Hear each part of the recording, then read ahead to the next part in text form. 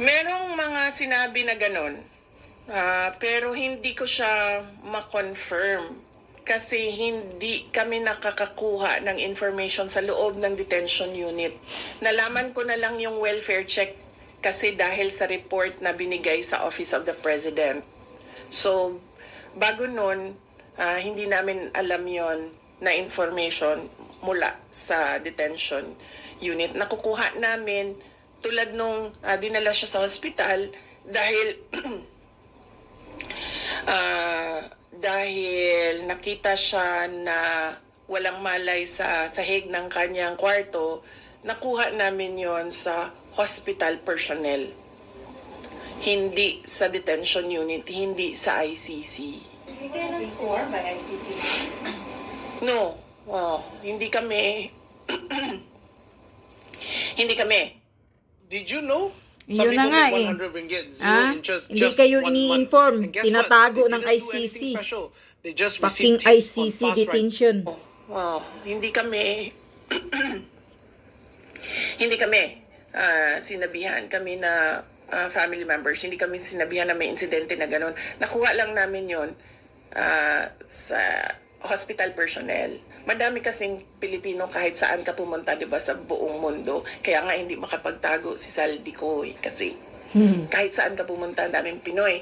Correct. So yung hospital personnel nagsabi. When was this? When was this? Kailan po nangyari po? Nakita siyang Hindi ko na maalala. Pero hindi ngayon yon. Hindi the moment na lumabas yung statement. Hindi lang ako nagsalita noon. Kasi, parang, ang sabi ko sa lawyer, na pag may mangyari naman na ganyan, kung pwede, magbigay naman sila ng information sa inyo. Kahit hindi na sa pamilya, kasi sa tingin nila, hindi dapat siguro bigyan ng, hindi ko alam kung anong rason nila. Sabi ko kahit sa inyo man lang. And then, sinabi ng lawyer that we will work on this and make sure that this will not happen again. So, hindi na ako nagsalita. Nagsalita na lang ako nung nakita ko yung report sa welfare check. Kasi, para bang hindi kaya ng ICC, hindi kaya ng ICC na i-secure ang dating Pangulong Duterte. Tulad nito, merong pagbisita sa isang agent ng government na ito din yung gobyerno na nagdala sa kanya, nag-kidnap sa kanya dito sa Pilipinas, tapos dinala siya sa Hague. May we know yung particular reason bakit po siya nawala ng malay? Any particular illness that led to that? Hindi ko alam, ma'am. Hindi ko kasi nakuha talaga yung report, ma'am. Nakuha lang namin siya sa hospital personnel at yung tests na ginawa sa kanya. But was it confirmed po, for example, by the former president, na nangyari na yung incident na yun as reported by the hospital personnel? Tinanong ko siya. Alam ko tinanong din siya ng lawyer. Hindi ko lang alam kung anong mga incidents. But tinanong ko siya kung totoo ba. And then sabi niya, hindi naman yan yung una. Madaming beses na ako Nadapa. May ganyan. Natumba was his term.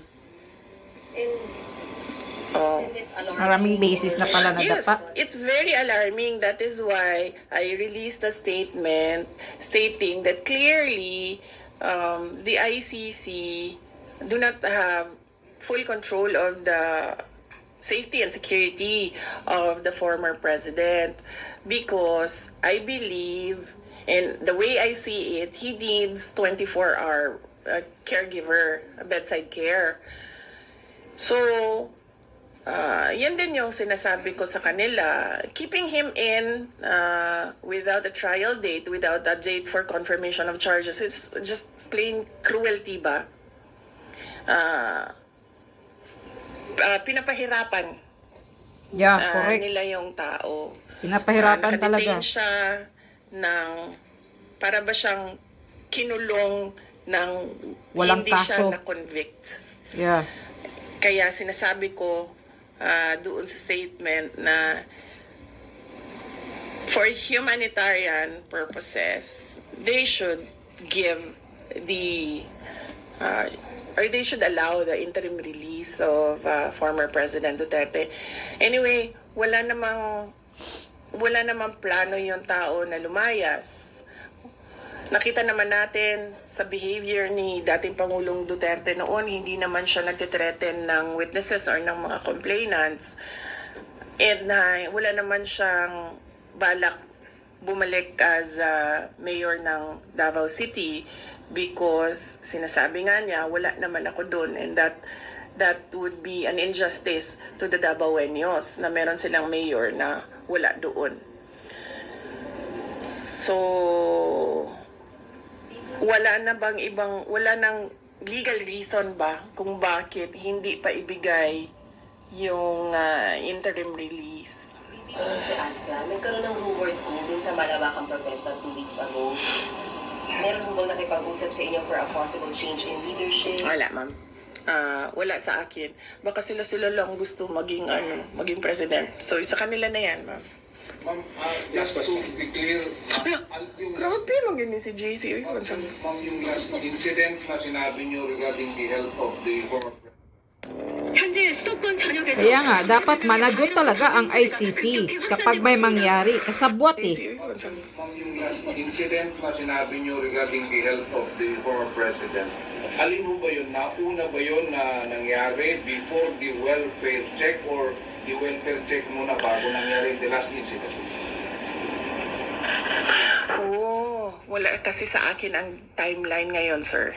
Wala sa akin ang timeline. So, hindi ko alam kung ano yung nauna. Yung welfare check o yung he was found unconscious on the floor or ano. Wala sa akin yung timeline, sir. May choice kayo na Nauna ang welfare check.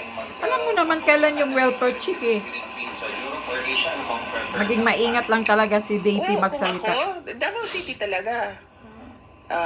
Davao City, Philippines. Kahit house arrest yan doon, kahit na gusto ng ICC na ilibing sa ilalim ng bunker yan, na yung house arrest niya, walang problema sa amin, gagawin namin yan. In fact, I think, mas makabuti pa nga kung ibigay na lang yung interim release na yan because we can encourage him to cooperate sa mangyayari na trial kung meron man or mangyayari na hearings kung meron man. And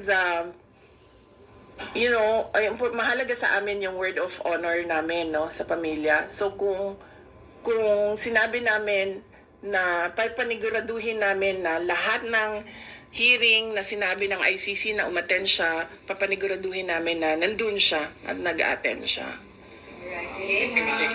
Grabe, yun lang yun. Yan nga eh. Alright, that's Nakikita ko yung all. senyas mo kaya. Alam mo, may mata ako dito, JC.